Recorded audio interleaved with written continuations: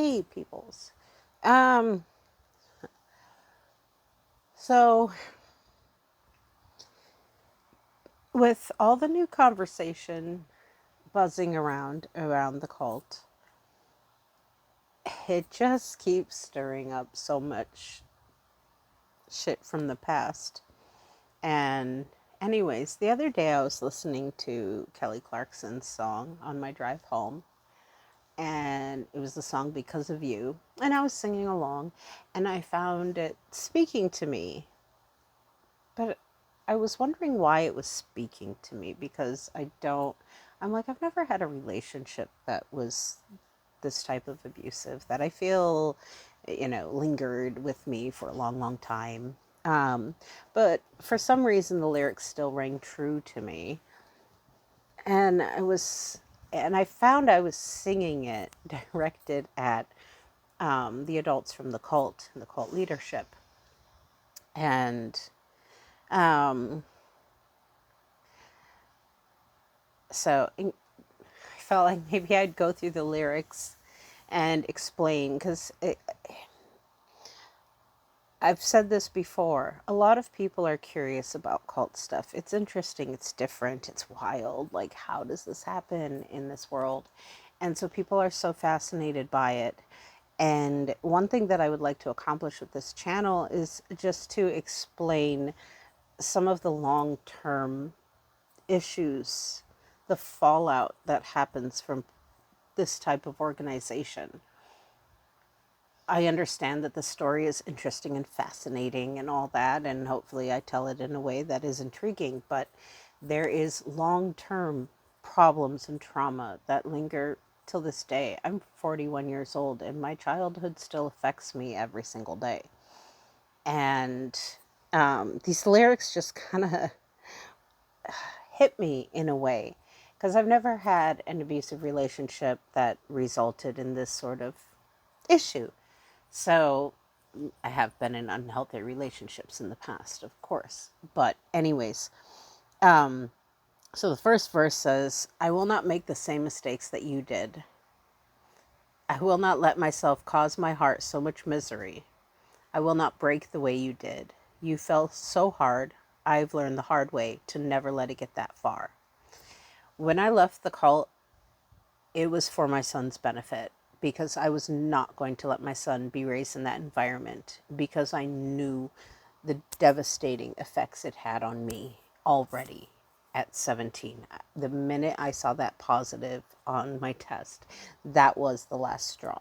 That was the final deciding factor. Oh my God, I got laundry going, so that's going to be loud. Um, yeah, so my whole adult life has been really trying to make sure that I don't make the same mistakes that my parents did, that the adults of the cult did. None of it. Doesn't mean I've been perfect, but the misery that friggin' cult caused. Um, the second verse is much more relationship, it seems. Well, no, wait, I think that's the third one. But it says, I lose my way, and it's not too long before you point it out. I cannot cry because I know that's weakness in your eyes. That we were often spanked until we stopped crying, which is why I think I have the poker face that I do, because we learned to hide our emotions, because emotions meant you were weak. I have gotten rid of that, and I now show my emotions, but I'm still very capable of hiding my emotions. I come on here and record all the time, and I laugh and I smile and I tell jokes. That doesn't mean that I'm okay. A lot of people with depression do the same thing. They train themselves because they're tired of answering the questions constantly. Um, it says, I'm forced to fake a smile, a laugh every day of my life. My heart can't possibly break when it wasn't even whole to start with. Um, we were often complimented for how cheerful we were, what well-behaved children we were, how polite, how happy we appeared when we were questioned by police how we were doing, we appeared to be okay. We knew all the correct answers. We were trained in what to say. Oftentimes, what you see on the surface is not the reality of what's happening. We learned how to present ourselves in a way that would not endanger the welfare of the cult. We were not taught how to protect ourselves. Everything was done to protect the cult. And so we were trained. I think this is a big reason why I didn't cry when my mom died, is emotions were bad. You would get in trouble if you weren't constantly happy. Um, that can affect your life throughout your life. Imagine being in a bad relationship for a year, a couple years, a few years, and that can affect you very deeply and cause long-term trauma and problems. But now imagine that it's the entirety of your childhood and well into your adulthood, that this is the state that you are raised in, the environment you're raised in. Just imagine how long-term those effects would be. We all carry a lot of habits from our past. I've had people going, oh, but you're fine now, right? You do fine now. The fact of the matter is, I appear to be doing fine for the most part. Yeah, I'm a quirky person, I'm an oddball and all that, but I'm a quirky, very quirky person in real life. I was quirky in the cult too. That's just how I am. However, I'm never as okay as I'm appearing to be. Well, maybe not never. Never say never. Um, yeah, we had to learn how to conceal our emotions because they were not welcome and they were not okay. So, um, the last verse is much more about a relationship. It says, I watched you die. I heard you cry every night in your sleep. That part is, I don't relate to, aside from in regards to Jordan. Um, but the second part of this verse says, I was so young, you should have known better than to lean on me. You never thought of anyone else, you just saw your pain. And now I cry in the middle of the night for the same damn thing. Um, the part about you should know better than to lean on me. Us children bared the responsibility for a lot of the income for the homes that we lived in. We were fundraising from a very, very young age. I think I was 6 or 7 when we first started performing on Copacabana Beach. And there goes the laundry again. I apologize. This sound is going to be loud, and I totally didn't pay attention to the laundry. Anyways, we performed, we did shows, we would can at the corner. We were used to fundraise for the sympathy factor, just throughout our lives. I mean, having a kid come up to you, people are less likely to shoo you away. So we were used to raise money for the cult. I didn't see that money other than when it was handed to me, and then I turned it over to the leadership. I would see them go out and buy themselves new things, and I always got hand-me-downs. We were child labor, and we were used in more ways than that. But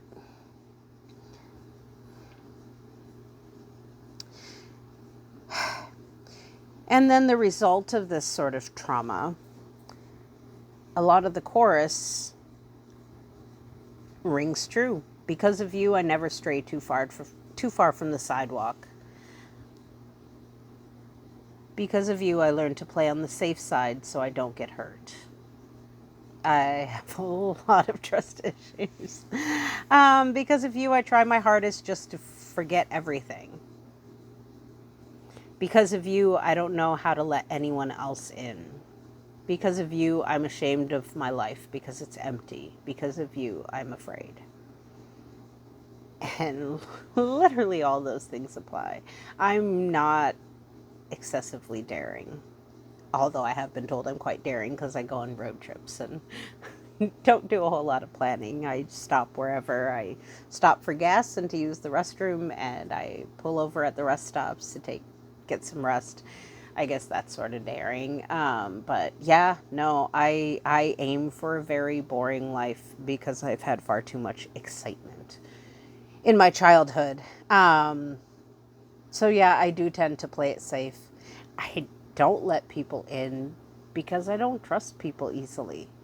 A lot of people know a good amount about me, but there's a lot that I keep guarded, even with everything. I mean, this channel is sort of a full disclosure thing, but you'd be surprised how much I'm still keeping to myself, how much I'm still protecting for myself. Because there is a lot of victim blaming out there. A lot of people, when they hear that I was born and raised in a cult, they ask why I stayed. Why didn't I leave sooner? And I'm like, I was a child with no money in a foreign country. You know how expensive it is? And yeah, I made money for the cult, but we weren't allowed to take it. And I know some people who would siphon a little money off the top, but I was taught that honesty was the best policy, and so I didn't do that kind of thing. I remember when I had been in the States for a few months, staying with my grandma after my mom passed away, and I had a job and I was making some money, and it was kind of awesome to finally have money for myself. And when I went back to Brazil, I had $50. Um, Maybe I had a little bit more, maybe like 150, something like that. And I did not tell the leadership I had it. They weren't aware of it. I wasn't fundraising for them when I got it. So I didn't tell them about it. And I did have to spend that money, a lot of it, on paperwork to get my son his, pay for his birth certificate and his passport and things like that, because the cult would not help with that. After all the money I'd fundraised for them and their desire to get rid of me quickly, they still didn't cover those things. So I had to use that little money I had to take care of that paperwork. And I ended up with $50 left. And that's what I came to the States with, was $50 and a 2-month old, barely 18. So that we were taken so much advantage of. And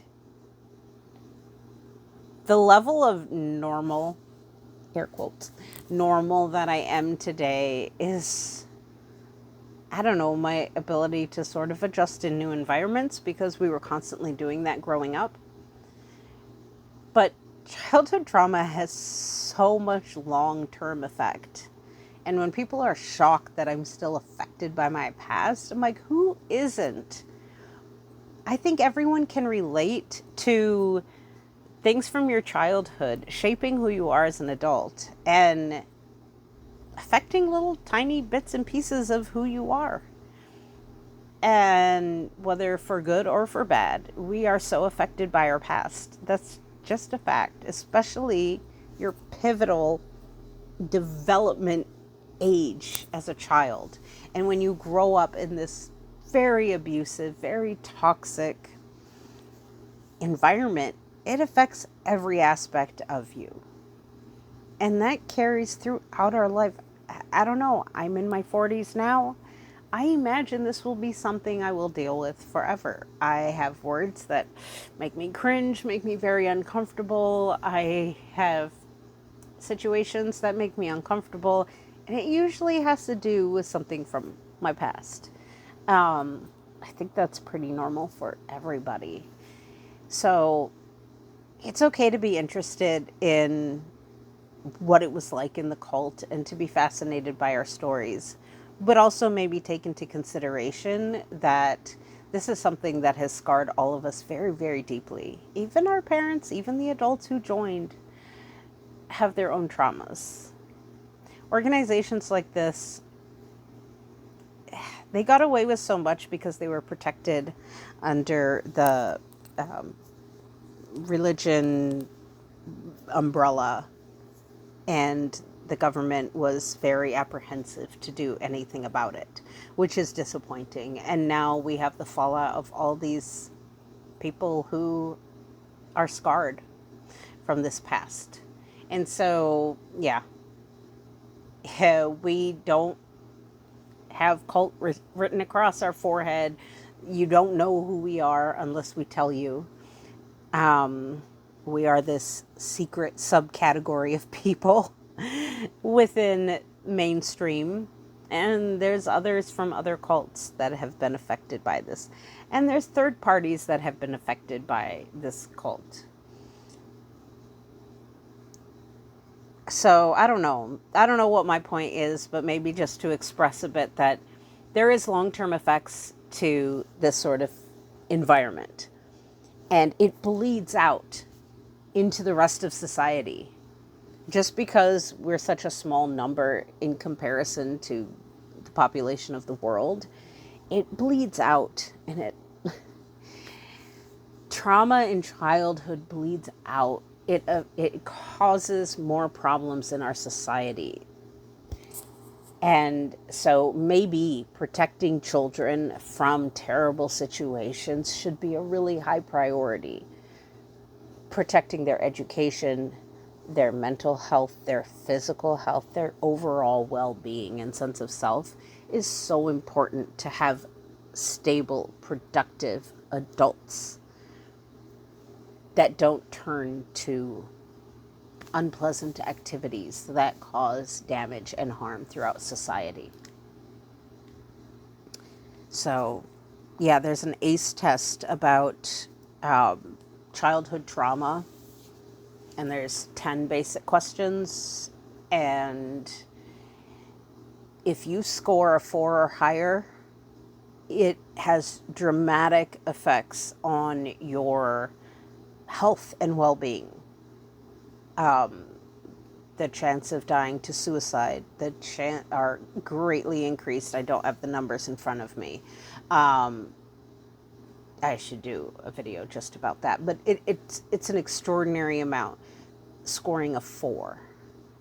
I took the test and I scored an 8, 7, 8. I probably, if I were to use, it does say that if you have certain traumas that aren't listed, they can be counted, but because our trauma was so unusual, it wasn't in the list because these are 10 basic things. But yeah, to have a score that high, just imagine how much that affects how I interact with the world. So, blah, blah, blah. I feel like I'm rambling now and I totally lost my train of thought. I try to be a little more structured than this. Yeah, my other videos are me trying to be structured. That's the truth, for real. But yeah, I'm a little tired. We just got back from a walk a little bit ago and the dogs are napping, and so I'm not going to join them in napping, but I think I'm going to keep watching some TV and try to unwind a bit.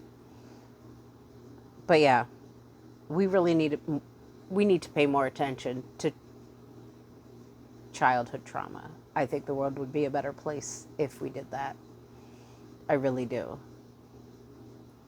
And it would have been nice if that was something that was more important when I was growing up. And yeah, on that super awesome, pleasant note, I'm going to say ciao and call this a video. So, ciao.